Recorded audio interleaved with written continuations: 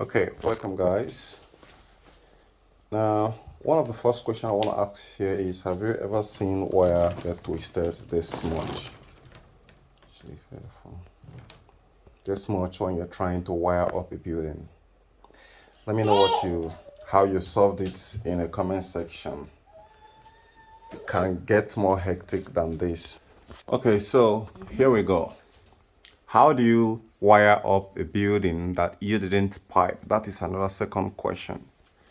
And when the pipe has been done, especially if it is full conduit, there's going to be a problem.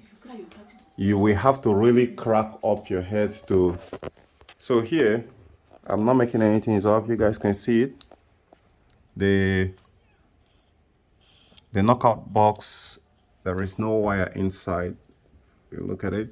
And we have the wall bracket level. There is nothing in there. You can see the POP ceiling. There is no any wire dropping. So literally, this house have not been wired and there is no light inside it. So where did you start? I still want to show you guys more. So like here, you can see the mattress, the knockout box is empty. Now there are many other ones. Look at this one also. So enough said. Let's get down to brass tacks. What are we looking at here? If it is a system that is completely full conduiting, then well, you are in for a very big show. But if it is half conduiting, then that's another different story entirely. So what you want to search first is the pigeonhole. This is what I call pigeonhole, where you can be able to get into the ceiling area and start looking up things.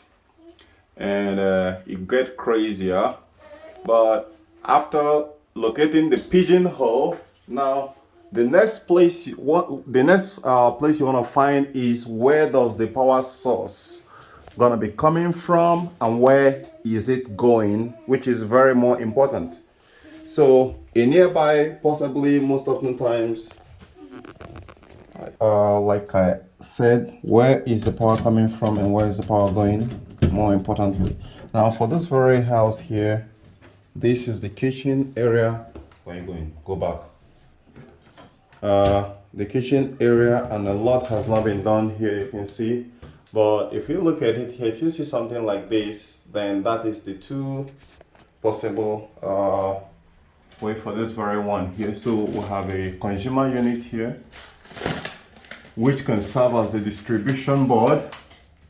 Then we have a Patrex bus here, which can serve as the incoming mains, maybe for circuit breaker or some other things. So that is where the journey of your wiring have to start.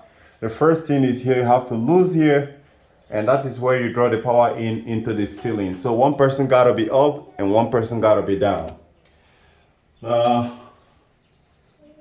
So putting up the fittings is the last thing. Now let's discuss about the wiring, because that's one of the most critical part, which a lot of people often don't put into context. Now let's go into the real brass tacks. The wiring is one of the most sensitive part, because a mistake in the wiring can result into either burning the building down or destroying the materials and parts which you use in executing the job. Right? Now for this very part here, the first thing which I often like to start with, for your own information, I have worked with different companies and different established companies who are into building construction, serious building construction. So I am well equipped with knowledge and know how to do a piping, full, complete conduit piping in a decking of multi-story buildings without doing a mistake. Because when you are doing piping, there shouldn't be any mistake. In fact, as a matter of fact, one of my great tutor then often say, when you have done the wiring, when you have done the piping, you have literally done the wiring. So because there is immense calculation that is involved during the process of doing the piping. So if you have got the piping correct, then the wiring shouldn't be any problem. Now, one of the best method which we use, which is not that very simple, is looping method. We call it looping system. So that looping system means there's not going to be any joint anywhere. There's only going to be joint in either the socket, the switches, or at the back of the lamp holders, but there's not going to be any joining of the wires in the ceiling.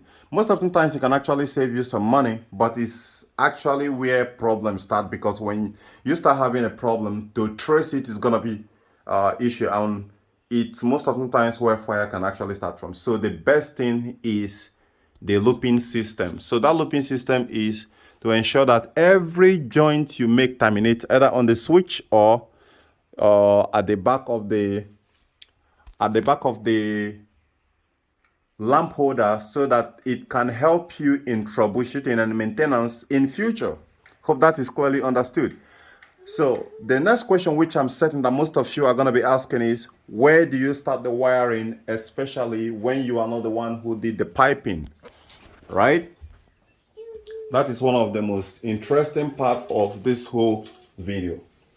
I have shown you basically and fundamentally where to start it from, and after knowing where the wire should go into and where the power source should go into, come from and go into, now you will station someone right inside there and extend two wires, that's red and black. The red signifies neutral, while the black signifies neutral, while the red signifies mains. We call it mains.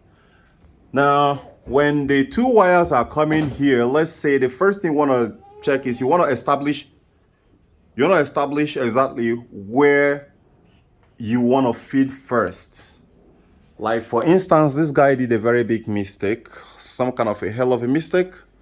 There should be a switch here that's going to power up this very light, the light that's going to be in this very dining area, but there is no switch. So which means if you shut it off from there, you're gonna walk darkness all the way down here. That's a terrible walk, and it didn't come to my mind on time, else I would have established a switch here by simply chiseling that very wall bracket and extend it here and put one Patrex knockout box here. Patrex box is often used where you is actually plastic and not a metal. So now, when you establish, back on the topic, when you establish where you want to feed first, let's say you want to service a lamp holder or a chandelier somewhere here, and you drew the first wire. The first wire, remember what I said, you're going to be drawing the first wire from the distribution board, red and black. I want you guys to understand this. When you have been watching every other video and you've been skipping and you've been fast forwarding, this is not that kind of video. Why? Because this is a dangerous zone. You are one of the most deadly and dangerous zone job in the building construction. So you don't want to skip.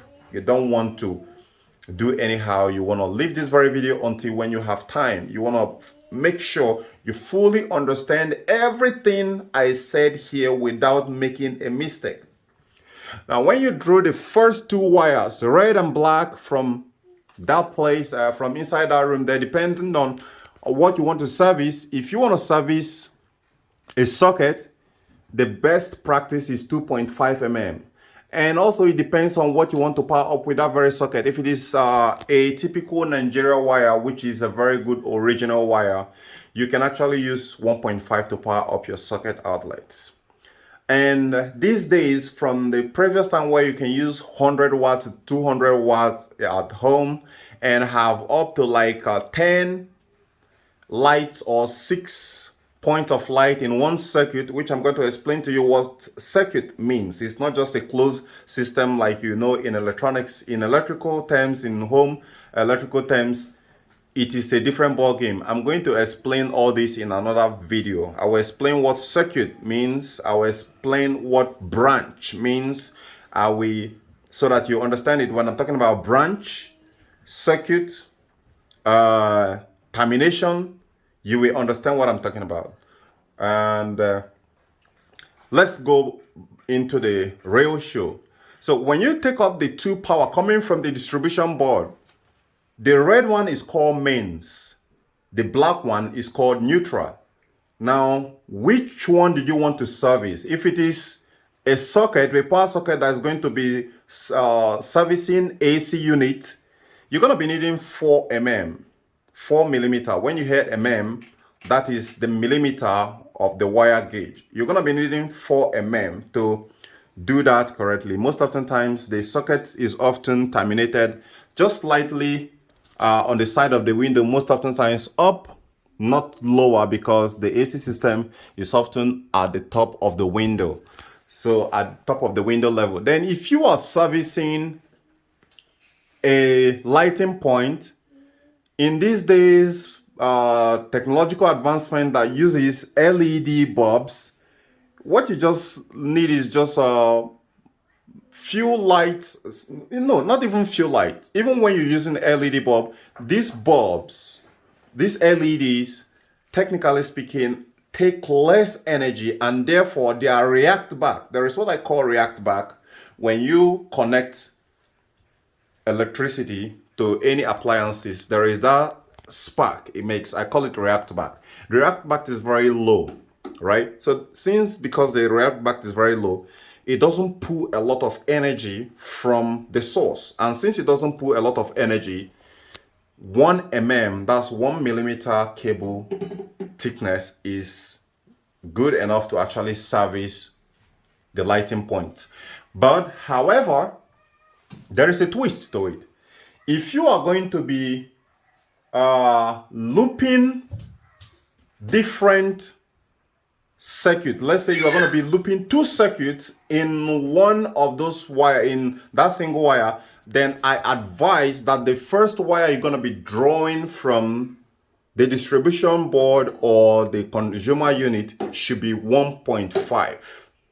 Why? So that any load, if you are going up to 10 or 12 in a circuit, that wire should be able to hold it firmly. All right. Okay, now let's go back again. So I'm going to explain to you guys what circuit means so that you don't get it twisted. It's not just a normal where you take up a power from the distribution board and you light up a lamp and you call it a circuit. No, that's not what I mean by circuit. There is a specific reason why we call it circuit, right? So now, when you pick up the first power from the distribution board, red and black, where should it land first? They are going to share in 2 places. One is going to land at the service center. If it is the socket, the 2 of them are going to land there simultaneously. Socket is much more easy to service. Or cooker control unit is very much easier to service. But the one that are more hectic is the lighting bulb, because that is where the trick is.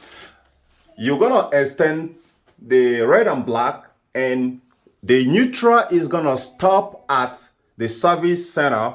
Let's say for this one here, if we want to put the 2 light bulbs in this very place, which is actually much, one can actually do it. But if you want to do it to be much more fanciful, you can add 2 to it. It's gonna help throw more light here, right? So you want to go ahead and punch where you want it to be. If you measured it to want it to be within the middle, you punch a hole right in there. And when you punch a hole right in there, what is the next thing you want to do? The next thing you want to do is to leave the neutral there, right? You can suspend it in there. Then you pick up another red wire from that place, from that same point where you drop the neutral. And that red now, with the red wire which you picked up from the distribution board. So what you now have is 2 red but no neutral. Then they can go straight to the switch. that second red you pick from the lighting bulb that you drop off with the black on the lighting bulb area, that completes the remaining red which you are taking straight to the switch. That is what that second red is what we call branch. So that is simply how to start a wiring in a building where you didn't do the piping. Now, in another very video, I'm gonna be explaining what branch really does, what is circuit, what is termination point, and how many light at least you do have inside the circuit. Is very, very important because you don't want to make a mess. All right, so you want to know how many lighting points, how many sockets should be inside the circuit. It is pertinent to know that, because if you don't know that, you're going to be creating a problem, right? More like a time bomb. You're going to overload the system. We have that situation where the start block fuses are tripping off, or the fuses are cutting, because you have overloaded the circuit. That is why it's very important to understand what circuit is and the bearing capacity of your circuit. So thank you for watching. I'll see you on the next episode where we discuss more critical about the numbers of circuit to match whichever system which you're doing.